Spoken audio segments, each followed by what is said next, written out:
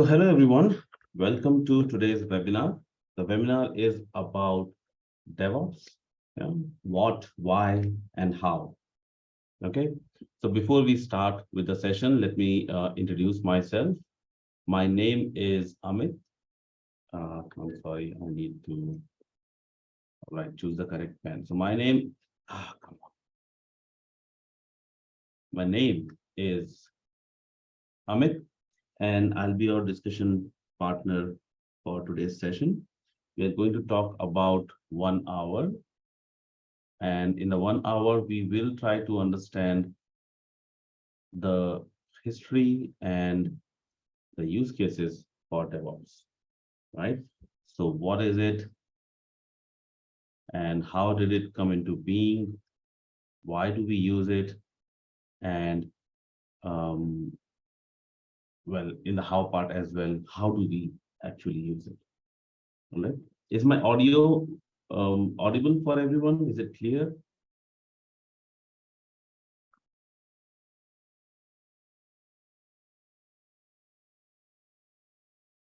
Great, thank you. Okay, so if you feel that the audio is a bit less or not loud or broken, please check your setup, check your audio devices, because I get a confirmation from everyone that audio is okay. Yep. Okay, so that's what we are going to talk about today. So we have 1 hour.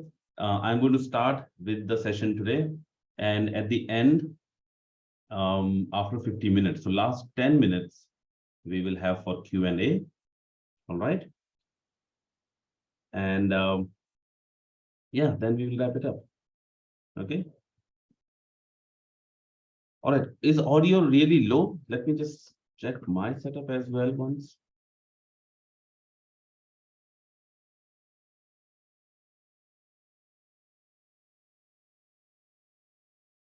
It looks like audio is fine.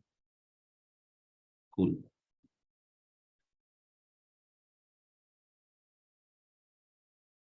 So when I say, what, how, why, let me give you a bit of a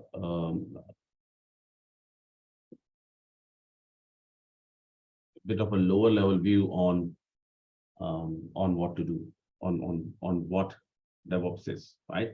So we are going to understand what is DevOps. For that, we are going to understand a little bit about Waterfall, little bit about Agile. I'm not sure if you guys already are working on Agile or Waterfall, what's your situation, but I'm going to do a quick recap on this and then see how do we, graduate from Waterfall and Agile towards DevOps, right?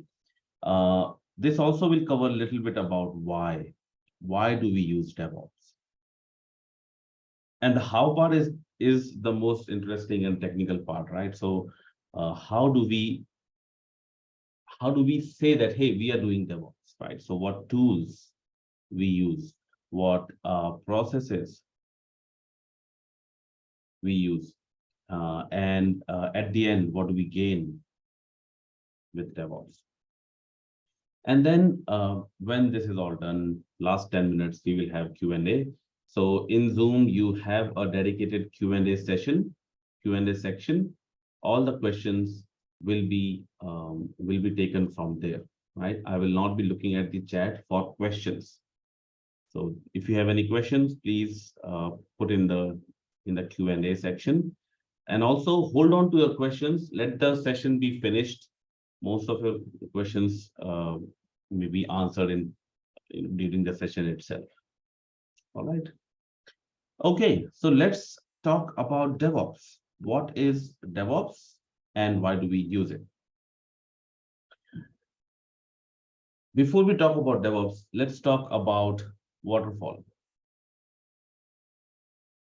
I hope you guys can see my screen okay, and you can also understand what I'm writing. Hopefully my handwriting is also legible.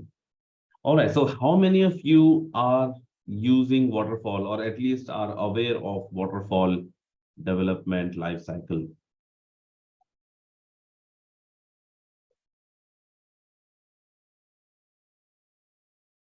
and aware of it, right? So this is the thing that they teach in college, in your engineering. Yeah. And if you have been in the industry for a long amount of time, or if you are in specific industries, just give me 1 second, guys. I need to attend something. Just give me 1 second.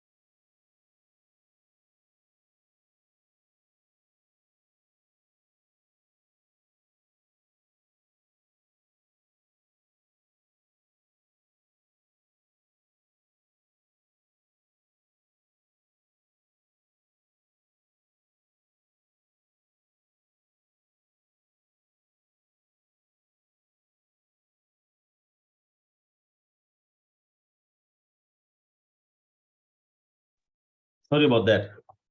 Okay, so many people are also using Waterfall. So let's just have a quick glance on what is Waterfall, right? So when you develop software or any project using Waterfall, you do it in stages, right? You have defined stages which follow each other. And at the end, when all stages are complete, your project is marked as complete and it officially ends.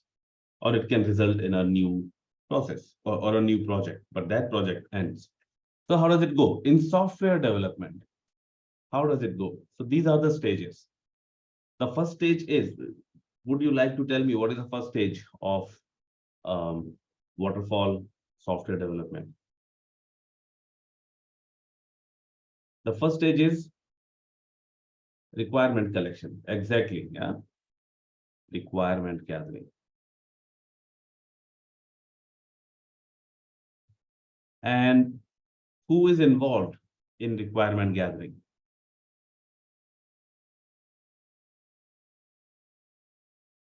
Your business analysts, which is from your team, right? Or your organizations. Who is involved? Who else?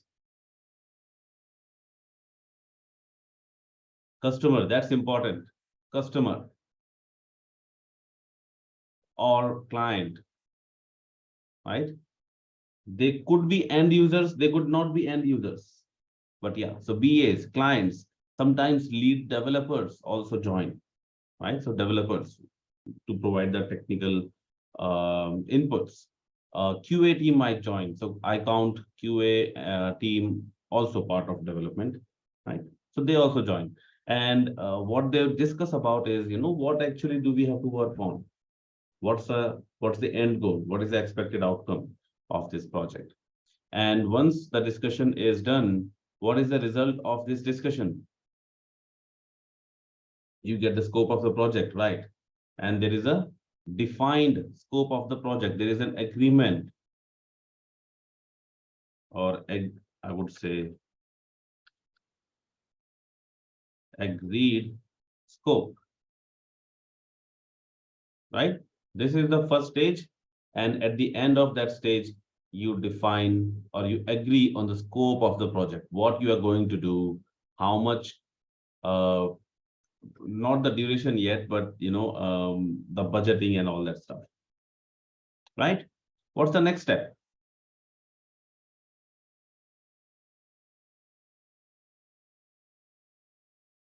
Next step is analysis. Not, I mean, yeah, design as well, but mostly it's, let's say planning and design. Yeah. So next is planning and design.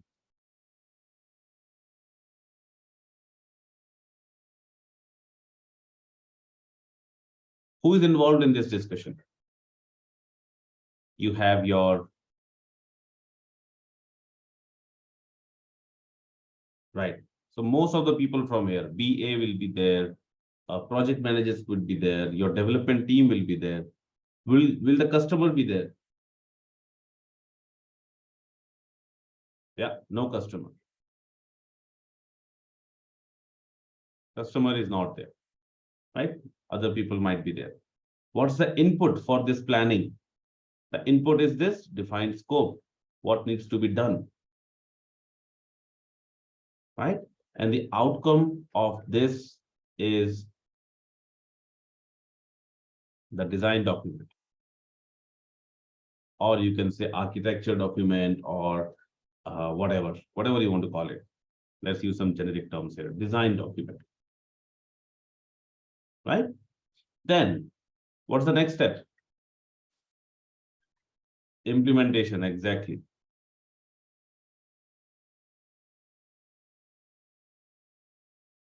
Implementation. In the implementation, what do you guys do? You guys do development and testing, right? So code and test. And this is where the core development team works together. The core development happens. This is where the development team works together. Project manager is there to keep an eye on the progress of the project, but they don't generally work, right? PO is not here. Can anyone tell me why I did not write PO here? Many people suggested PO, but I didn't write it here.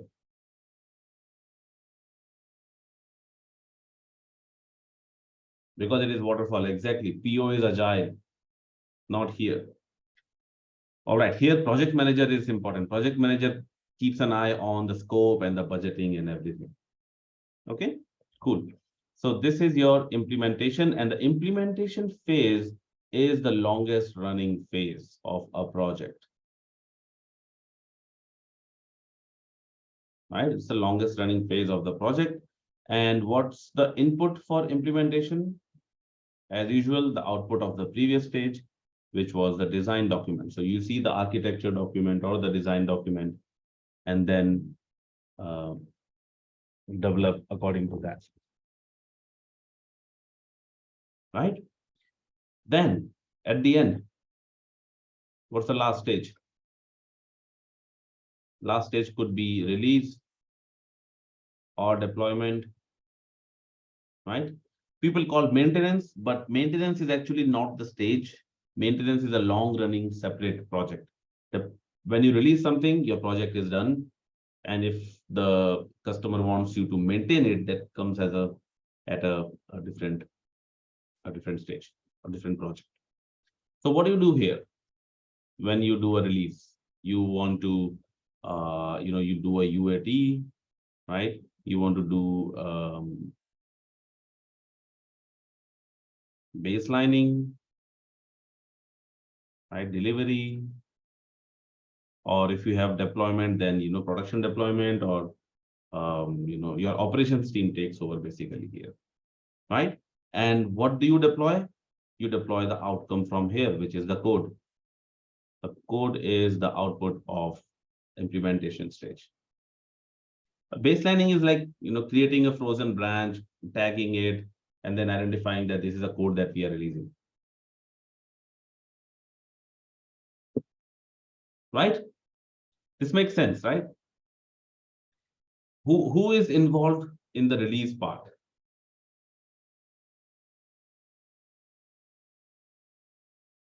QA, deployment team. So I would say ops, right? And release manager. Okay, I will call them as ops. Is customer there? Customer has to be there, right?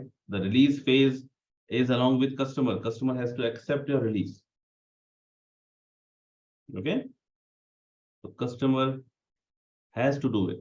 They have to do UAT. They have to finally accept the release, and only then the project closes. Make sense? So let's say this software development was for, let's say 10 months. Yeah.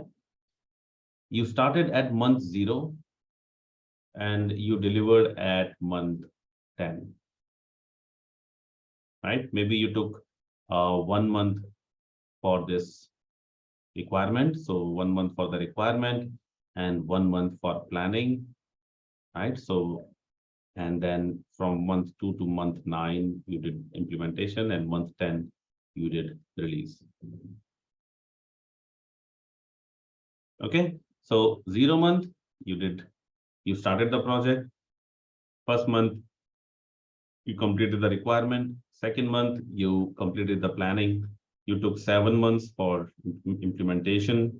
Then the last month you did for release, and the project is done.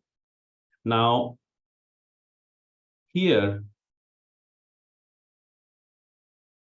what are some challenges? Okay, first of all, why is it called waterfall? Can anybody answer me that?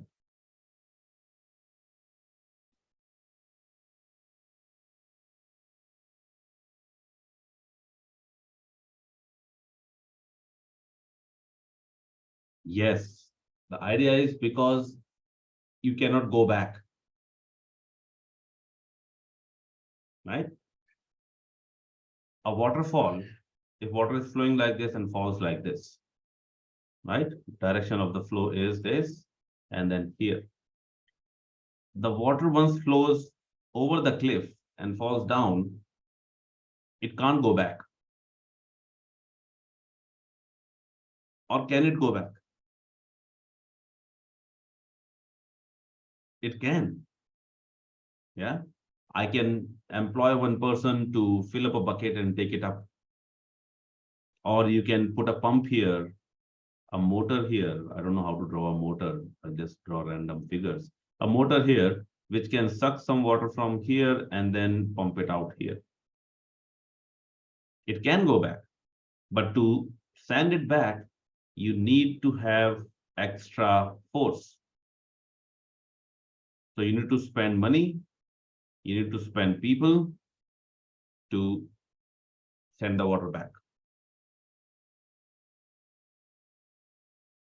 Right?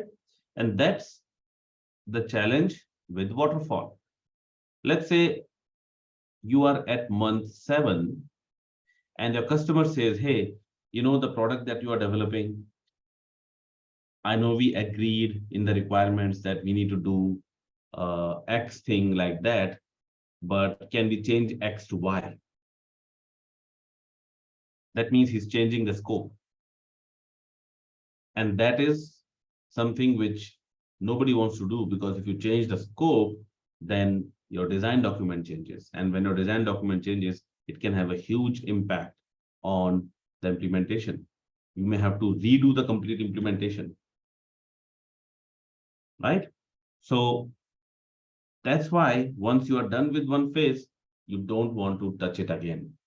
If you touch it, it is expensive. So the customer has to pay for that expense. Right? That's the first challenge. That change. Give me a sec.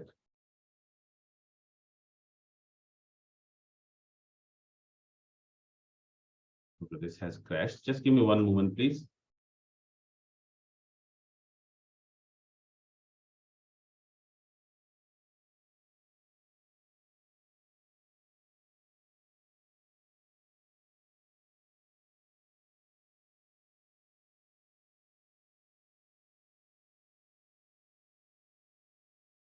All right.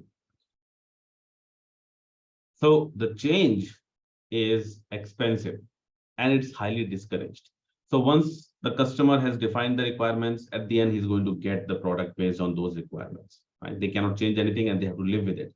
If they want to change something, they have to create a new project or change requests, which can be much more expensive. Right? So that's the one challenge, that difficult to change requirements. Right? Second is the customer was involved here and then nowhere else. So from month 1 to month 9, for 8 months, the customer did not know what was happening. And suddenly in the last month, in the 10th month, customer is getting some updates from the team. They're getting a release. Right? And that's when they see, hey, all right, my product is in good shape or bad shape, or whatever. So there is no, or there is very late feedback from customer,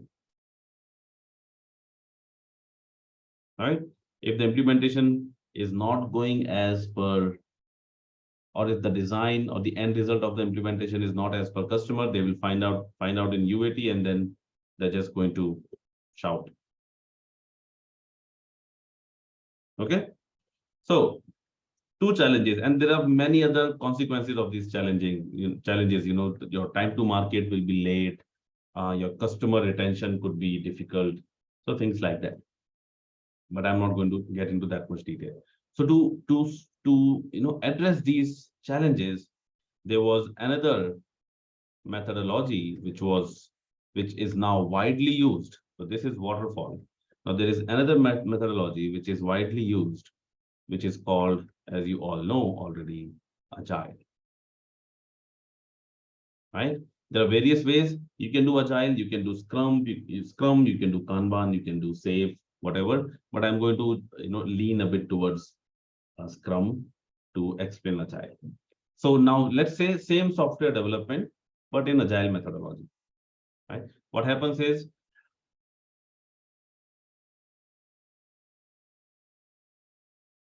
there is the entire development team. There is BA, there is developer, there is QA, there is project manager. There are also people like PO and Scrum Masters. Now we are not going to talk about roles here, but let's take a look at the activities. What happens when you develop software with Agile, right? So when you do Agile, you don't promise your customer a defined timeline. What you promise them is a defined velocity, right? So a product may have 10 features, and you can tell your customer that, hey, we are going to give you 2 features every month. So if you give us 10 features, then we are going to deliver your project in 5 months. If you want to increase the features, then increase the time duration accordingly. So some sort of that agreement is there. Now, this is not a very well-defined explanation, but it is close to the correct definition, right? So to deliver regularly to your customer, what you say is, hey, every 2 months we are going to give you 2 features or 5 features or 1 feature, whatever. And you define your entire development schedule into multiple time boxes, right? Let's say 4 weeks. 4 weeks. 4 weeks. This is time. And in each 4 weeks, let's say you have a list of requirements. Your customer gave you the requirements, and you have a list of requirements. Right? Requirement 1, 2, 3, 4, 5, 6, 7, 8, 9, 10, 11, 12, and many more. So what you're going to do is, your development team is going to define what they're going to do in the first 4 weeks. Let's say they say, hey, let's pick these 3 requirements, number 1, number 4, and number 10. So they pick these 3 requirements into this time box. And the idea is that at the end of the 4 weeks, they're going to implement these requirements and show it to the customer, so demonstrate to the customer, right? So in these 4 weeks, they are going to design, they are going to implement, right? So that means they're going to run a cycle of code and test. And then they are going to release, deploy, and then do a demo to the customer. Right? In the 4 weeks, they're going to design, then implement, then release, then deploy and demonstrate to the customer. Okay. Then if the customer says, all right, looking good, let's move on to the next stories. So they can pick up the next stories and do the same thing.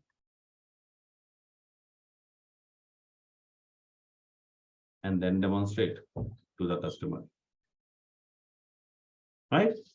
So that goes for certain number of blocks of time. And at the end, the customer will say, all right, project is done. You have delivered all my requirements. Now, what's the benefit of this? The first benefit is the customer gets to give quick or early feedback. Let's say the requirement was to develop a website, right? The first implementation was done and there was a login page created. The demo was given to the customer. The customer would say, hey, the login page is okay, but I want to change the alignment of the username and password fields. Or I want to make them bigger, or I want to put them at this coordinates and things like that. Right? So they can give a feedback, and that feedback is taken as new feature request or bug or something like that, and that is picked up in the subsequent blocks of time. Right? So instead of the customer looking at the product at the very end, like it was in Waterfall, now the customer can look at it as soon as it is developed. Right? And this is called Agile, basically. And these time blocks are called sprints. So this is sprint 0, sprint 1, sprint 2, sprint 3, sprint 4. So sprints are nothing but small duration of time where development team does some work and delivers the result to the customer. Right? Makes sense. All right. Very nice. But there are some challenges. For example,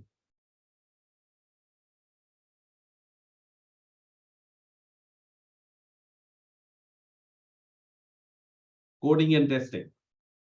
Yeah. Initially, the testing is pretty small because the code is new and the product is new.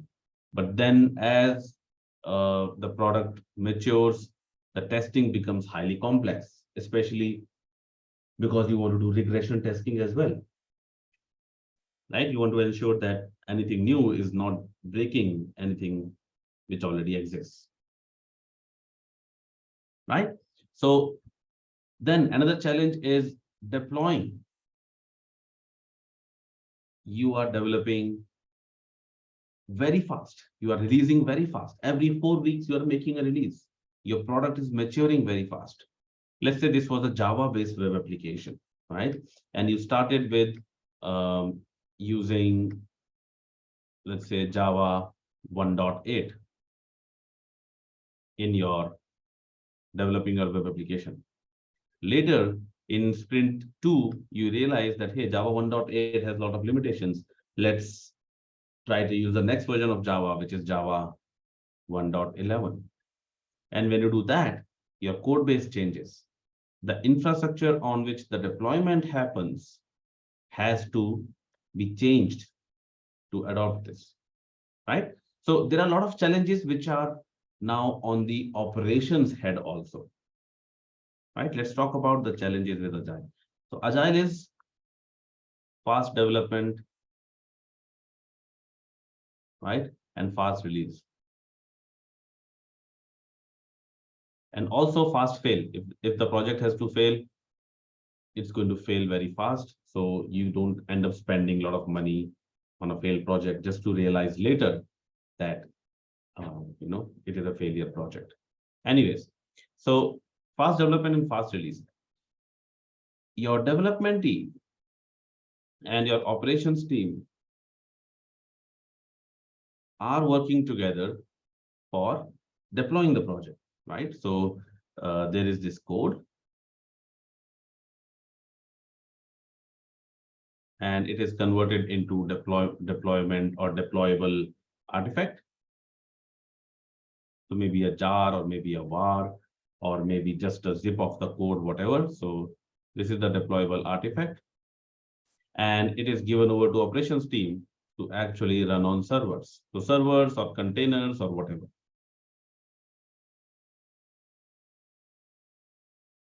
Right? And your web application comes up fine.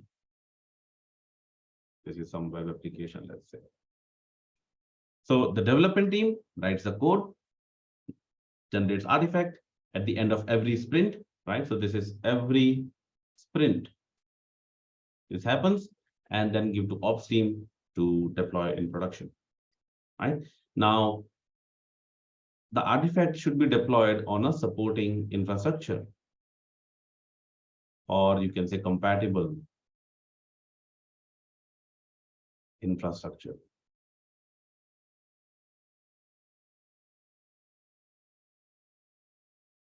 Right? For example, the development team is using Java 1.8.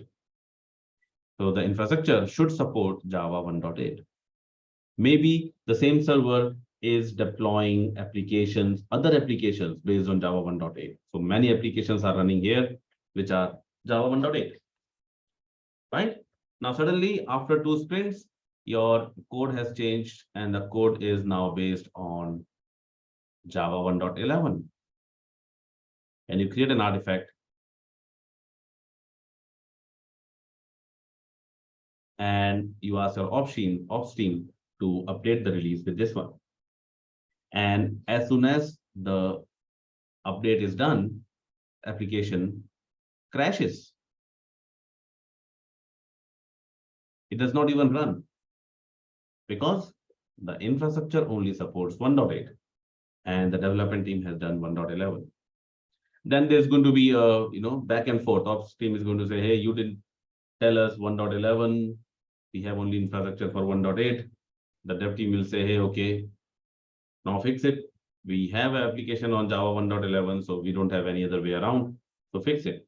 And then operations team is in a situation where they have to either say no to them or get the infrastructure up and running, maybe another server up and running with correct Java version. This blunder of deploying incompatible application could also impact other applications because they are sharing the infrastructure. So there are a lot of responsibilities on operations team, and it's going to mess up with the project schedule of the development team. Right? The operations team would always want to have stable infrastructure. And how to keep anything stable? Don't change it. The ops team is rewarded for not changing anything. That's their job. Their bonus, their salary increments depend on that in many cases. The development team's goal is to change. They always change the code to get new features. Their performance is evaluated on how many changes and how many new features they are delivering. So these two approaches, these two incentives for these two teams are contradictory to each other, right? And that's why these two teams are mostly in, not on the same page, always at loggerheads.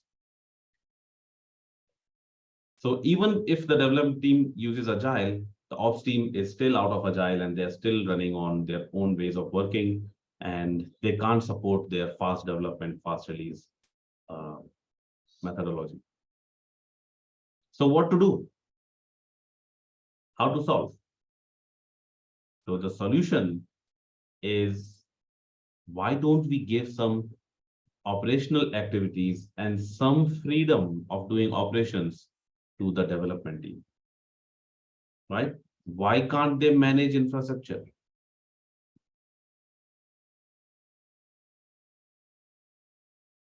Right? Why can't they have their own deployment?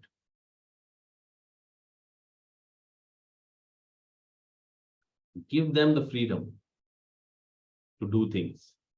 Operations team is important. They can take care of lower level infrastructures like networking, the physical servers and things like that. But applications and whatever is required by the application can be handed over to the development team.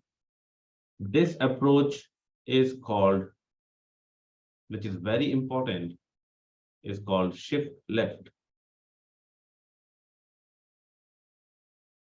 Right? And even in the development, You do things as early as possible and you give the responsibilities of any activity to as much at the beginning of time or beginning of process as possible. So if some responsibilities can be done by the development team, then do that. Let development team do some operations. And since this talks about developers doing ops, it's called DevOps. Make sense? Does it make sense? What is DevOps and how does it work? Or why does it work?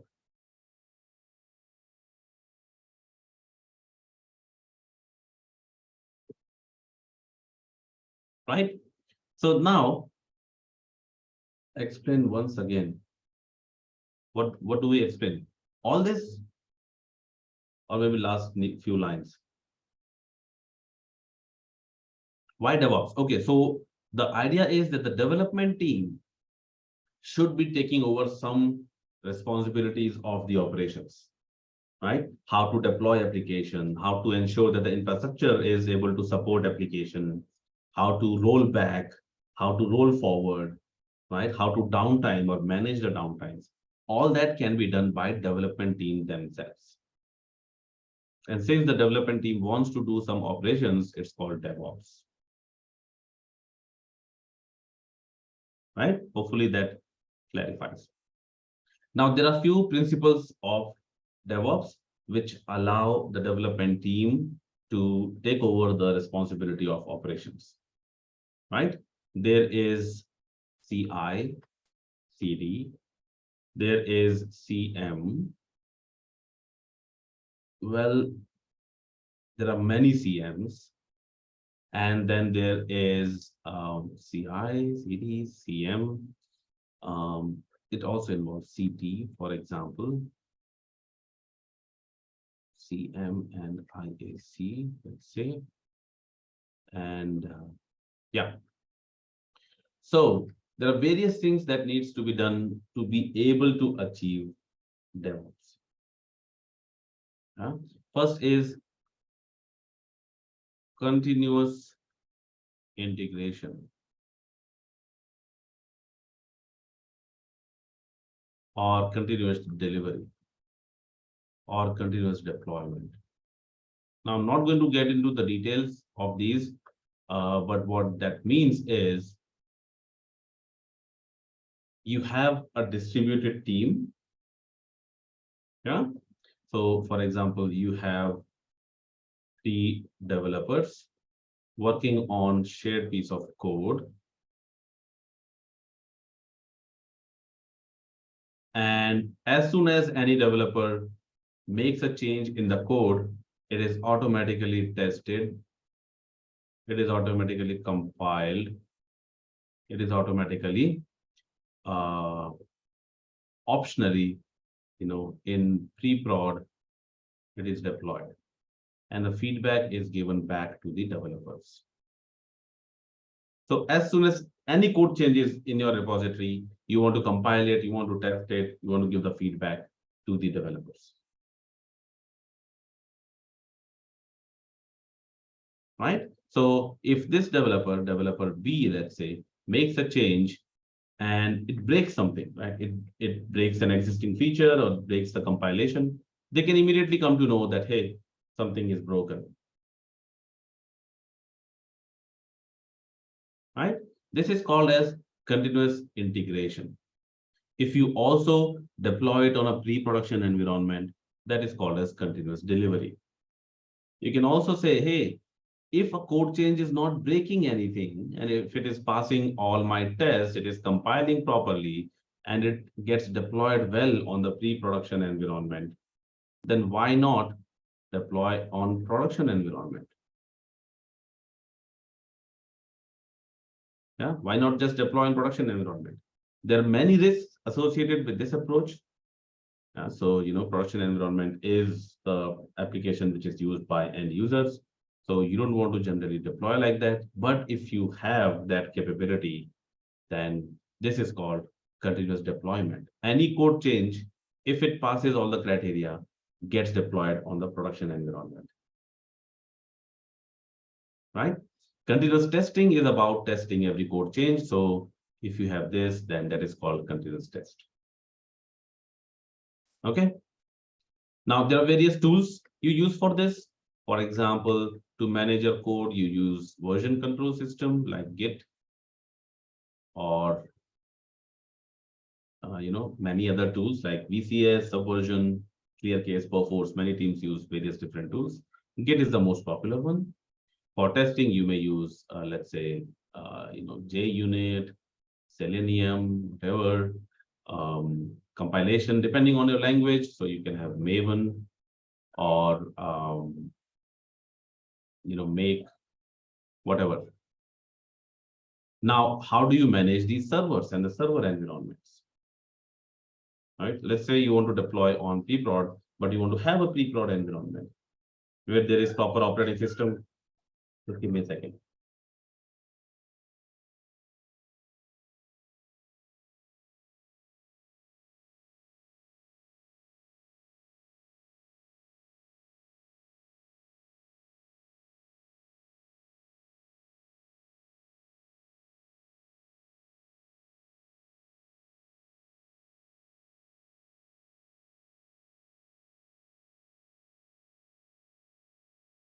Sorry. Kids sometimes get restless. Okay, so you use version control. Now, how do you manage these environments, your production environments, your pre-production environment, what Java version should be installed, what other applications to be installed, lot of configurations. How do you do that? So for that, you use something called as configuration management or infrastructure as code. So the developers can write code to get their infrastructure up and running. For example, if the infrastructure is on cloud like AWS or Azure, they can write Terraform configuration files to immediately spin up some servers. They can use Ansible or Puppet kind of tools to immediately configure the servers according to their need, like what users to be created, what permissions to be done, what configuration files needs to be installed, what applications needs to be installed, and then have the environment ready. Right? So using, for example, Terraform and Ansible, for example, Ansible or Puppet. Using these tools, you can prepare these environments, prepare the infrastructure. That's called configuration management. You want to manage your infrastructure configurations. And if you learn to use these tools, if the developers learn to use these tools, then they don't need any operations team at all for their application. Of course, if you have cloud environment, you need to have a cloud management team, like who gives permissions, who manages the budget, who does the customer service, who ensures that the cloud environment is available for a long time. That all is operations team still exists, but they are taking care of lower level problems. The application and application related problems are taken care of by the DevOps guys themselves.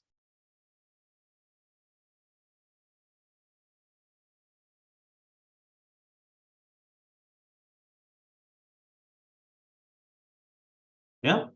So for that, you use these tools. Now, what happens when your application is up and running? Your application is up and running. You want to monitor the application. You want to ensure what is the latency, what is the response time. Are there enough resources on my system which is running the application? So you want to monitor the application and the infrastructure.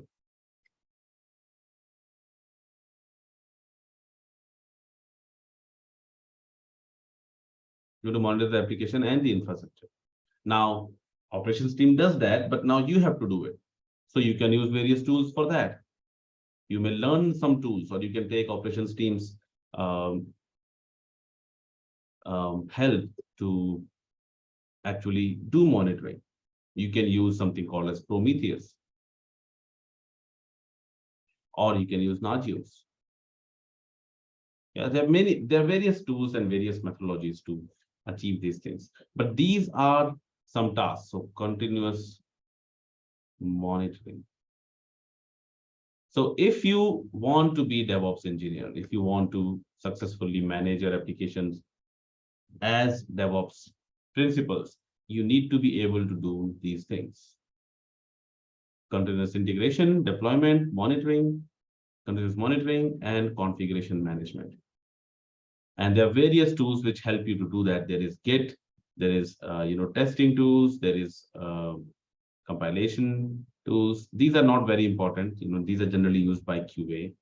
But then there is Terraform, Ansible, um, these tools. You can also choose to deploy in containerized environment. So you can have Kubernetes and Docker, which allow you to actually deploy on a abstracted environment.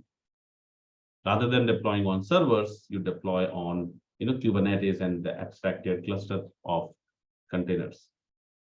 So this as well. So that's what DevOps is. And this is how you can learn to do DevOps. You need to learn all the tools and how do they work together. Right? Does it make sense? It's a very high level overview. Now I can take some questions. We have 10 minutes remaining for the session. And yeah, try to answer that. Isn't Waterfall an outdated model? Yes. Waterfall is an outdated model, but still in many industries, it is a preferred way of working. For example, in banking industries, in semiconductors, where the development time is large and it needs proper planning. So yeah. If interviewers ask, explain DevOps in 60 seconds, what should I say? You can say, a methodology where the DevOps team is responsible for the operations on their application. For example, monitoring it, deploying it, and ensuring the application is running healthy. That's DevOps.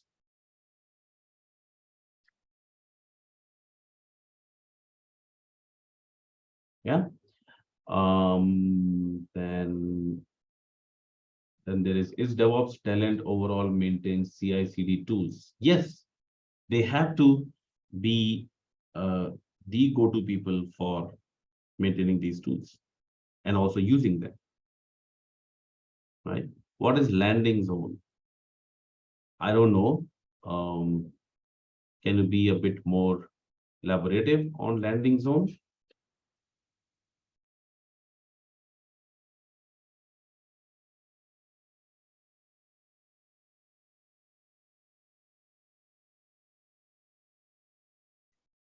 So developer and DevOps are separate resources in a team. Generally, if you want to make it scalable, yes. But when you initially start working in DevOps, you actually want some developers to take the responsibility of DevOps. I'm not looking at the questions window or I'm not looking at the chat for any questions. Please ask me the questions in the QA window.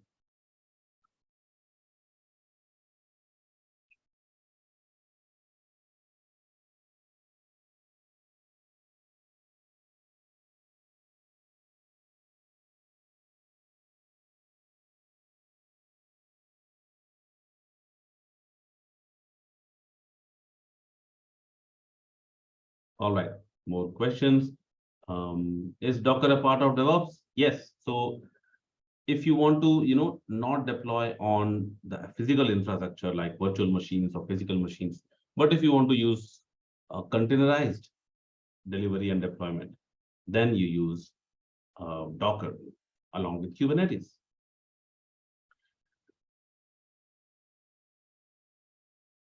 DevOps, should they have technical knowledge? Can BA ops team become DevOps? Of course, they can become DevOps. All you need to know, have the knowledge on these tools. You don't need to actually know how your code works, right? How is Java application written? Not required. How is testing done? Not required. That's not required. So all you need to know is how you can work with the infrastructure for your deployment, for your CI/CD. Is DevOps only limited to software development or can be used for AI, ML, and data science? So AI, ML, they have their own ops. That operations is called ML ops, yeah, which is very different from software DevOps. There is very less development there. So that is a different ops. Which all are DevOps tools example? I have written on this page. Please go through that. The highlighted ones are the tools. What is containerization and how it relates to DevOps? So if you develop your application and deliver it by bundling it together along with the complete environment, like environment variables and dependent binaries and libraries, that's called containerization. So it helps in, for example, Docker is a containerization solution, and it helps in actually abstracting the underlying environment and just deploying the application anywhere. It's very difficult to answer like that unless we get into details. Unfortunately, we don't have that much time. What is Terraform? Is it to identify the coding language, whether it's Java, and build and deploy the solution? Terraform is a tool to manage your cloud infrastructure. So to manage your VMs and your storage, databases, networks on your cloud environment. To become DevOps engineer, should I have to be developer? Not required. Could you please explain again why left shift is needed? So left shift means shift the responsibilities of certain activities towards the left side, so towards development team. And that makes sense because if infrastructure needs changes, operations team is not the correct team to do that because they don't want to make changes to the infrastructure that frequently. So let the development team make changes to the infrastructure. So shift left. So Jenkins is CI or CD or both? Jenkins is for both CI and CD. What is abstracted environment? I have already answered this. What is ISE? ISE means infrastructure as code. So you write code for maintaining your infrastructure. So you don't physically maintain the infrastructure, you write code. What are all the certifications we can undergo to be a DevOps engineer? Certifications are optional. You can go for certification for any of these tools. Yeah.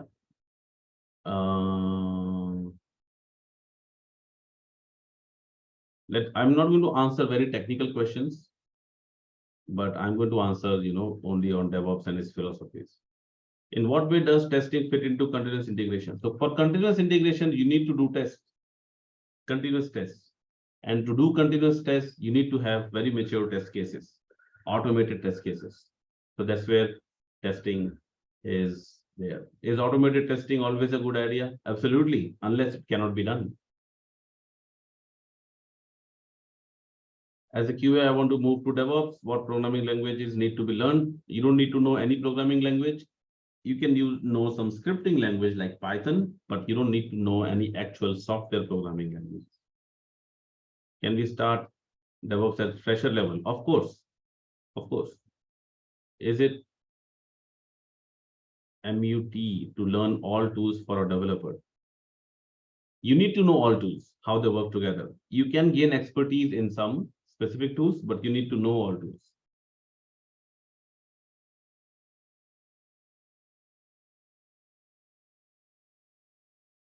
Okay, so there are many questions. They're very, very technical.